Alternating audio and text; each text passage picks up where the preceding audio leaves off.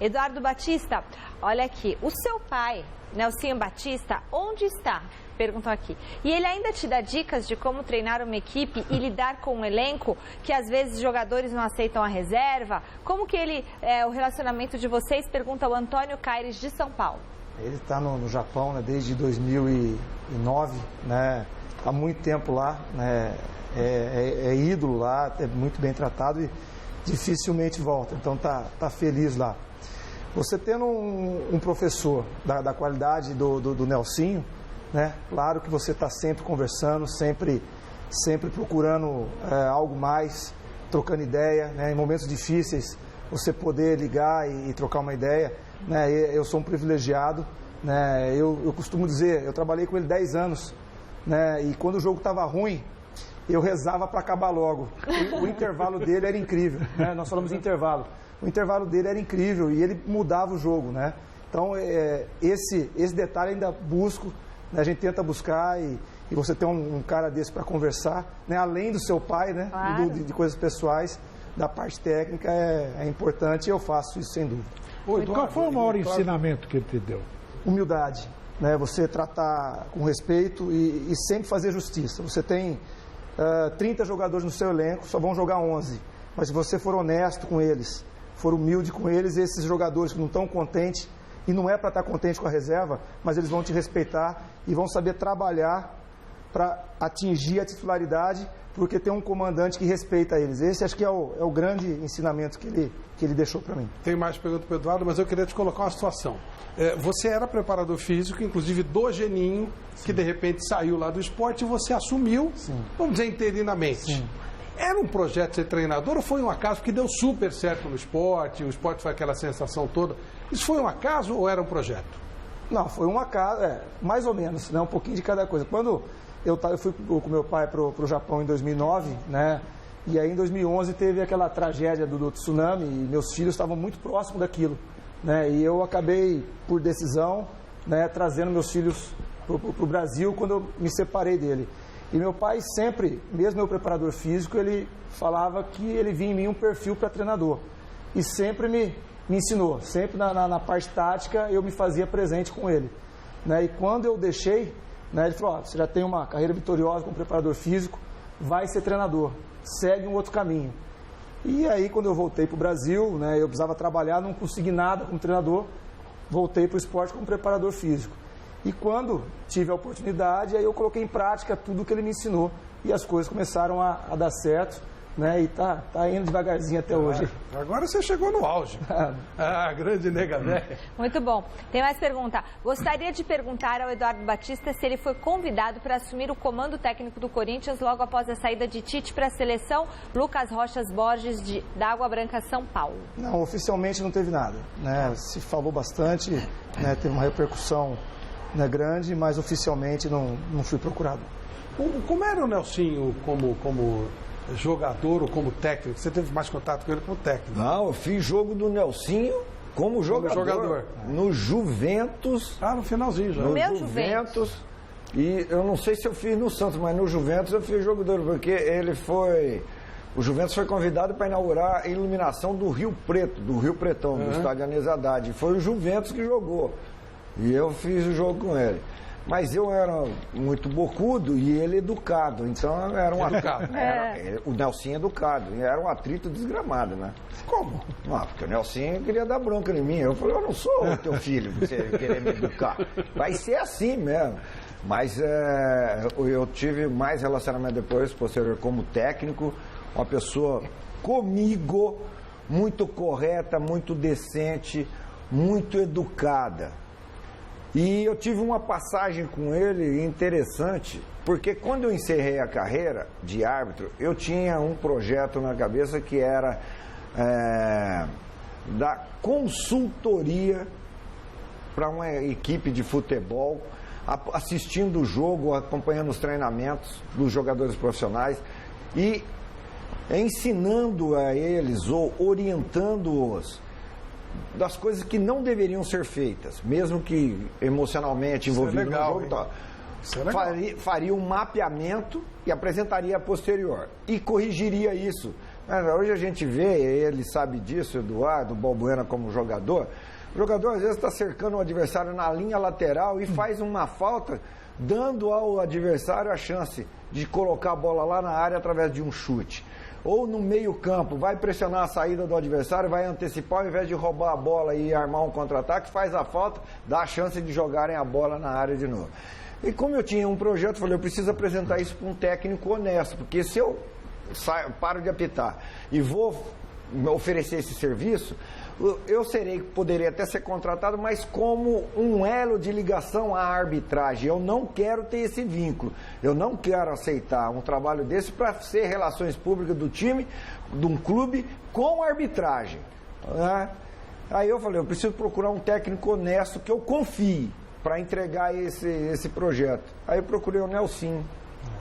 Lá em Ribeirão Preto, São Paulo ia jogar contra o Botafogo, eu procurei o Nelsinho, ele me atendeu na concentração no hotel e eu fiz o jogo à noite do Botafogo e São Paulo, esse monitoramento, depois vim no Morumbi, fiz um outro jogo do São Paulo também no Morumbi, numa posição para orientar e tal, fiz todo o mapeamento, o relatório e me encaminhei para ele, mas depois eu procurei a pessoa, eu acho até que daria certo, mas ele estava num clube que tinha um problema com o árbitro Oscar Roberto Godoy.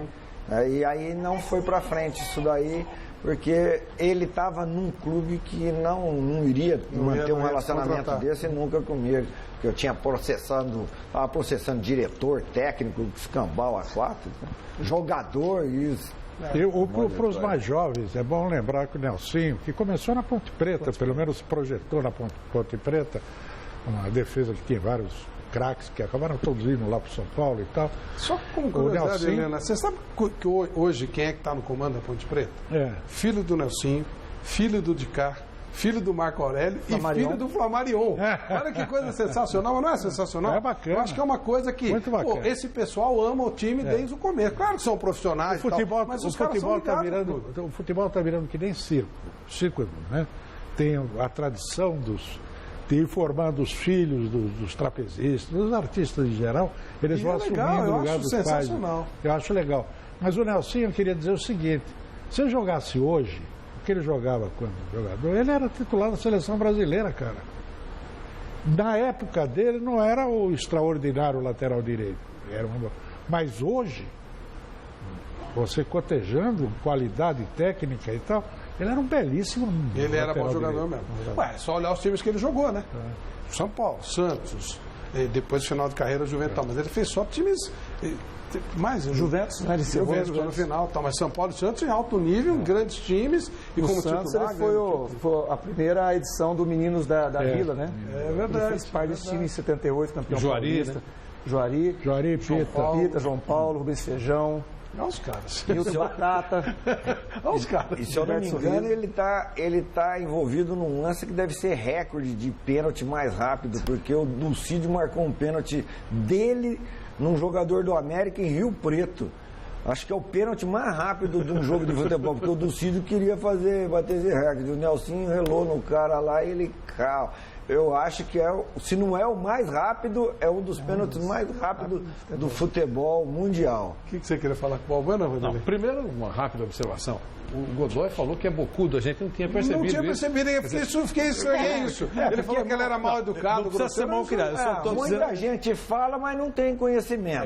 O Nelsinho teve conhecimento. Quantos treinos você dá realmente? Em cima disso, Helena, até a gente vinha conversando isso na Ponte Preta, né? O nível do Campeonato Brasileiro, né? A gente enfrentou partidas agora, nós estamos chegando no extremo físico. Nós tivemos uma partida contra o Santa Cruz agora, as duas equipes deu 30 minutos, o nível vai ali embaixo. Né? Foi o que aconteceu, não vi o jogo, mas contra o Corinthians e Flamengo, chega um certo ponto, que a equipe que faz 1-2-0, o nível cai. Né? Você não consegue treinar, você não consegue recuperar, você machuca demais. Então, esse calendário é um pouco dessa culpa do futebol brasileiro, né? Tá num nível que não é legal. Né? Então, isso aí precisa rever, porque você não treina, você não recupera, né? E quem perde é quem está assistindo, que é o torcedor. Se você fosse e o Corinthians, felizmente essa semana, como tem data de Libertadores, vai dar para trabalhar.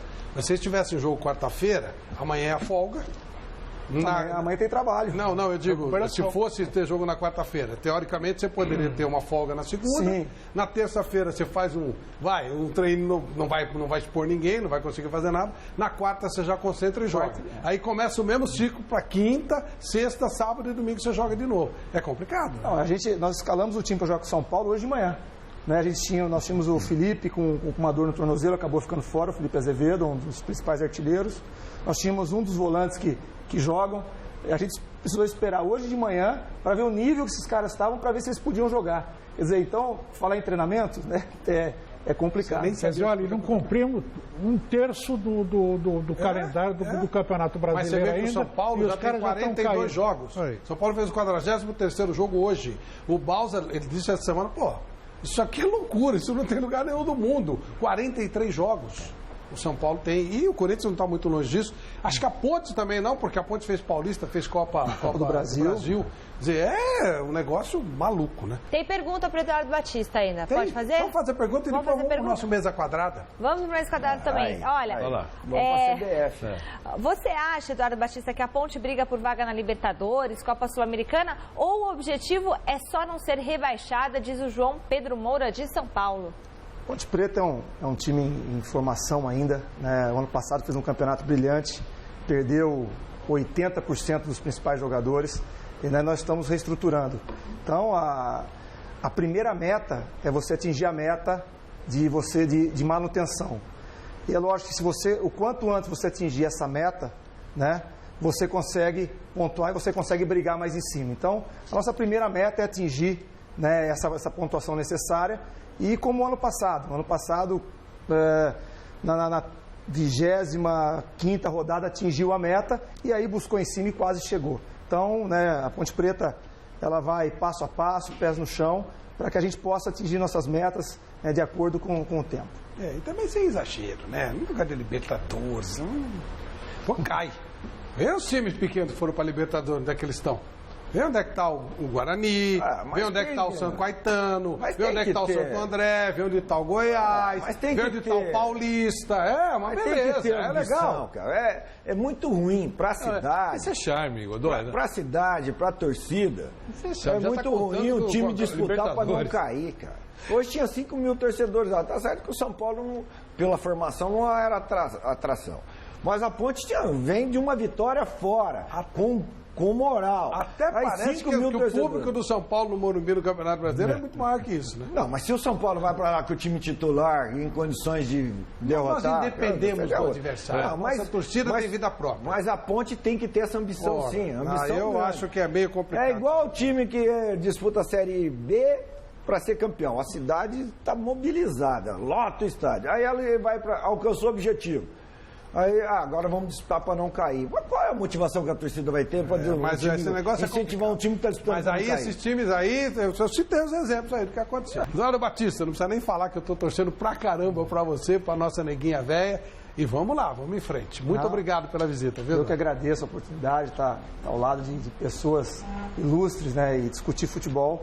Eu que agradeço a oportunidade.